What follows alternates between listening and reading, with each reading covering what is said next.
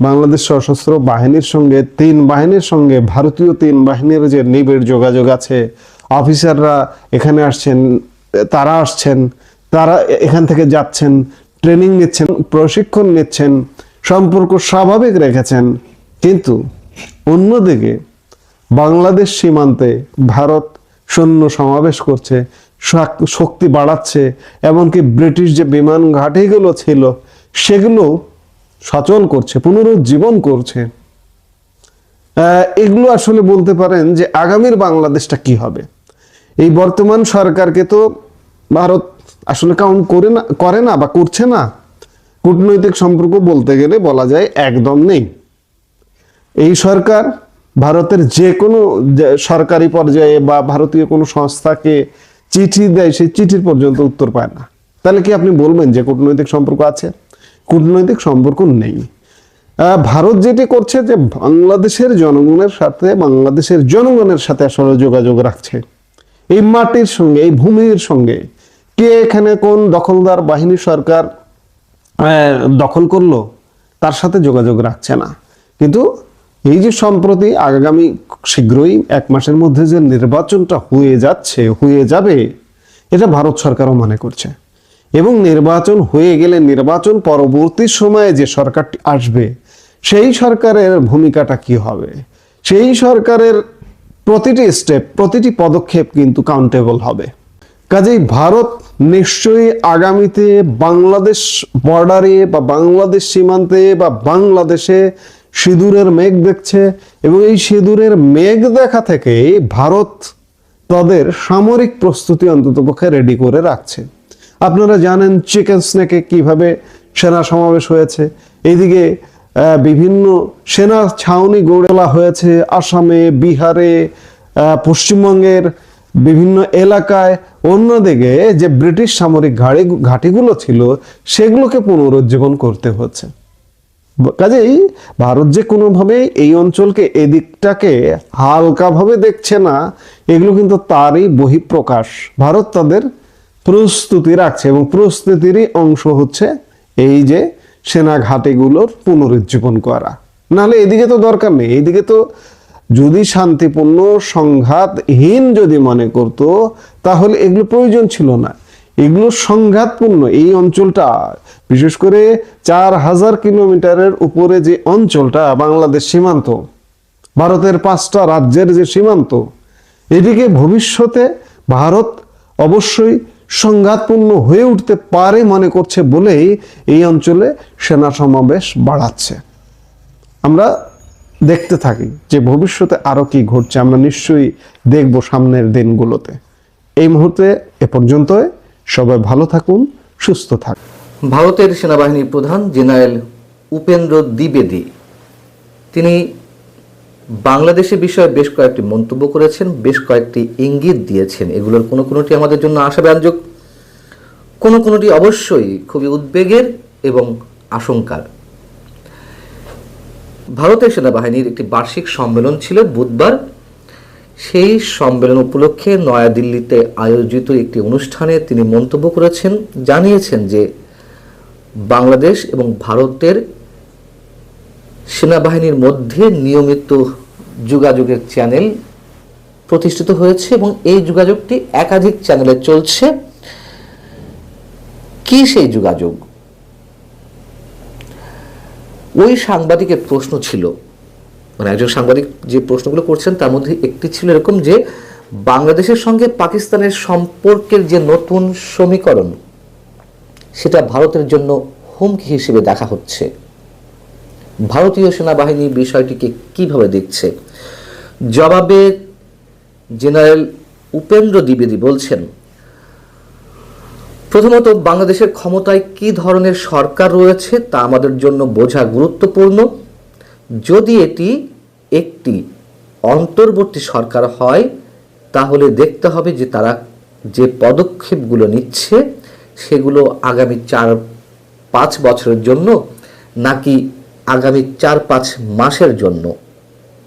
দর্শক, একটু বলে রাখি, তার এই যে মন্তব্যটি এটি খুবই গুরুত্বপূর্ণ। আমি আসছি সে বিষয়ে, অবশ্যই কিছুটা ব্যাখ্যা তো রয়েছে তার এই বক্তব্যের। তিনি বলছেন, আমাদের বিবেচনা করতে হবে এখনই আমাদের কোনো তাৎক্ষণিক প্রতিক্রিয়া জানানোর প্রয়োজন রয়েছে কিনা। মাস কয়েক আগে যখন দিল্লি অ্যাটাক হলো, দিল্লিতে একটি বিস্ফোরণ ঘটনায় বেশ কয়েকজন মারা গেলেন, ভারতের নিহত হলেন, তখন এরকম গুঞ্জন শোনা যাচ্ছিল যে ভারত হয়তো বাংলাদেশে সার্জিক্যাল স্ট্রাইক করতে পারে, সার্জিক্যাল অ্যাটাক করতে পারে।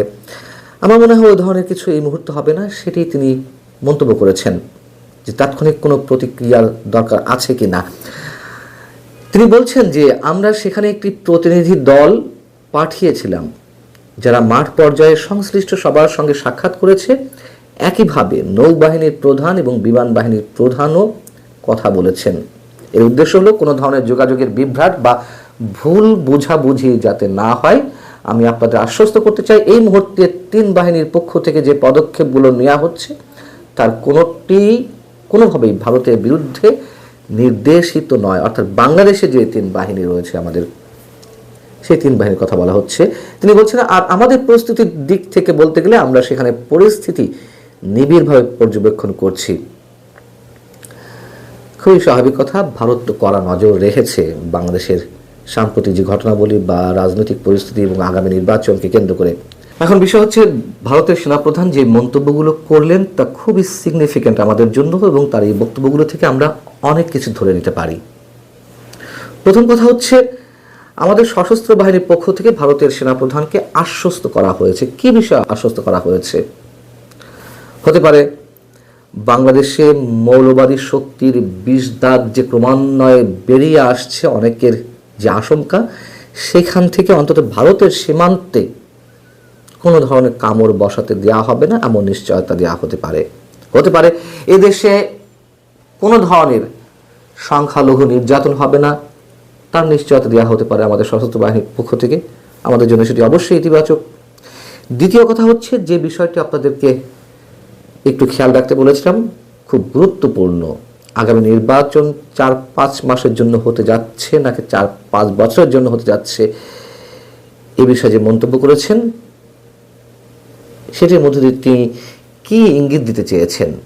তাহলে কি ভারত 12ই ফেব্রুয়ারি নির্বাচন যদি অনুষ্ঠিত হয় তারপরে মধ্যবর্তী কোনো নির্বাচনের কথা ভাবছে বাংলাদেশের ক্ষেত্রে? ডক্টর মোহাম্মদ ইউনূস সরকারের সঙ্গে ভারত কোনো ধরনের সম্পর্ক স্থাপিত করবে না, এ কথা ভারত গত 17 মাস ধরে বলে আসছে নানানভাবে। বাংলাদেশে মৌলবাদী শক্তির উত্থান যে ঘটছে তা তো শুধু আর ভারত বাংলাদেশের আলোচনার মধ্যে সীমাবদ্ধ নেই। আন্তর্জাতিক বিভিন্ন গণমাধ্যম, আন্তর্জাতিক বিভিন্ন গবেষণা প্রতিষ্ঠান তাদের গবেষণায় এই বিষয়গুলো তুলে নিয়ে আসছে। পাকিস্তানের সঙ্গে যে বাংলাদেশের অতিমাত্রায় সখ্যতা, মানে ইতিহাসের সর্বোচ্চ পর্যায়ের সখ্যতা, তা তো অনেকের কাছেই উদ্বেগের। সেই জায়গা থেকে আগামী 12 ফেব্রুয়ারি নির্বাচনের মাধ্যমে কি হতে যাচ্ছে সে বিষয়ে নিশ্চয়ই ভারত এখনো সন্দিহান।